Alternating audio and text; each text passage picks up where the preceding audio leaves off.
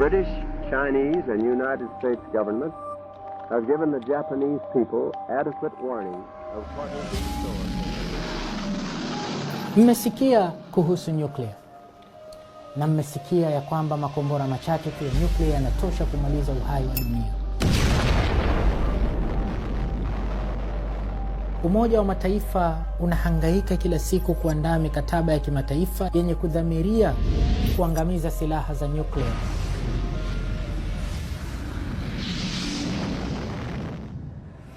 Mara ya mwisho mwaka 2020, nchi zaidi ya 50, yani 2/3 ya mataifa yote duniani, yaliungana na yakapiga kura ya kwamba silaha za nyuklia ziangamizwe. Jumuiya zote za kimataifa zikaunga mkono, zikiongozwa na shirika la Msalaba Mwekundu.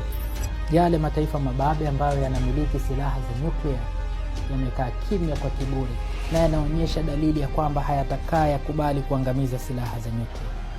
Nadhani wanaogopa kuchezea na shere. Vipi nikiangamiza zangu halafu mwenzangu asiangamize za kwake? The basic mission of our nuclear capability is to deter war. Swali likaja, je, itakapofikia wakati ambao haitazuilika tena, makombora ya nyuklia yakaanza kutupwa, hili kwenda pande hii na hili kwenda kule, itakuwaje?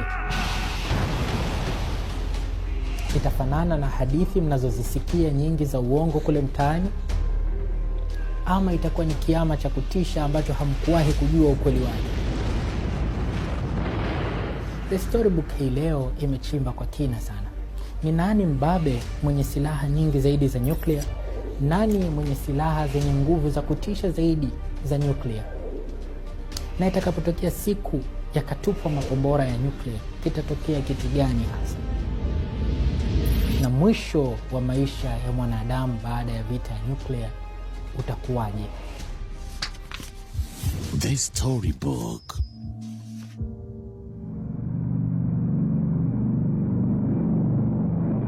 Mwaka 1945, wakati vita kuu ya pili ya dunia ikiendelea, palitokea moja ya tukio la kusikitisha zaidi kuwahi kukaririwa katika kurasa za historia. Mwaka huo nchi ya Marekani iliandaa marubani kadhaa wa ndege kubwa za kijeshi aina ya B-29 Super Fortress, ndege zilizotakiwa kubeba mabomu mazito kuliko kawaida na yenye nguvu ya kutisha ya maangamizi. Inasemwa kuwa marubani hawa hawakuwa na habari kwamba waliandaliwa kubeba aina mpya kabisa ya mabomu ya nyuklia, kipindi hiko wakiyaita mabomu ya atomic. Bomu la kwanza lilikuwa na urefu wa mita 3 na uzito wa tani 4, lenye nguvu ya uharibifu sawa na tani 12,500 za baruti za TNT.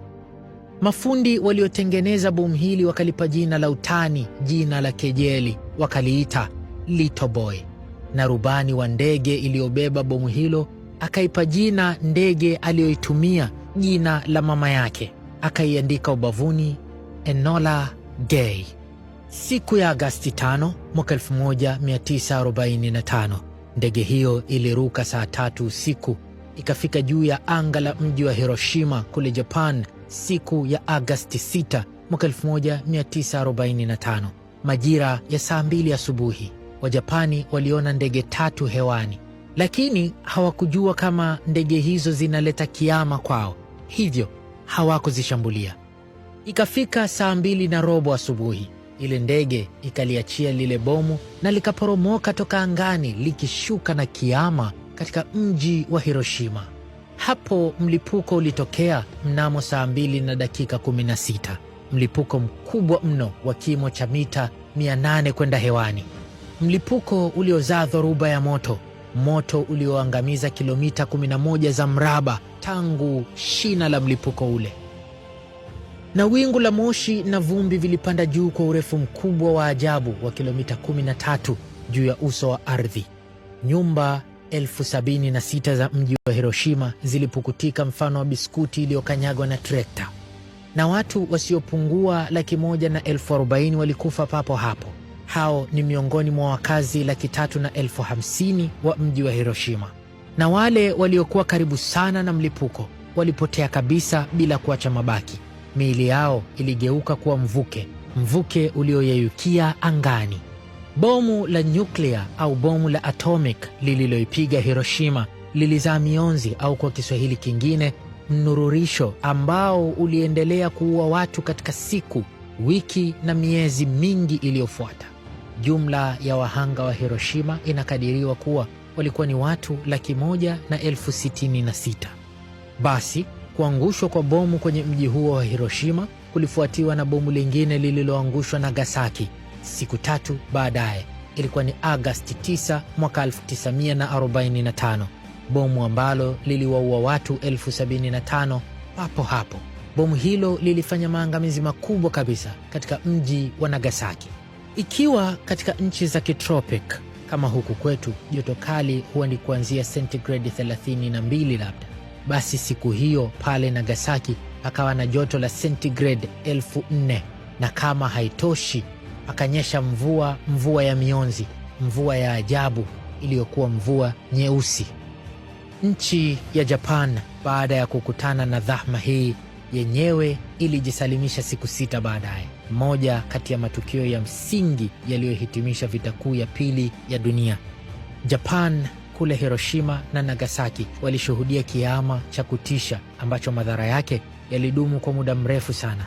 Hivi sasa ni miaka 77 tangu tukio hili, lakini mpaka leo wakazi wa Hiroshima na Nagasaki wengi wao walikuwa wakipata kansa, tena kansa yenye ukali wa ajabu, hasa kansa ya damu, leukemia, kansa ya matiti na kansa ya mapafu, na wengine wengi wakapata watoto waliozaliwa na ulemavu.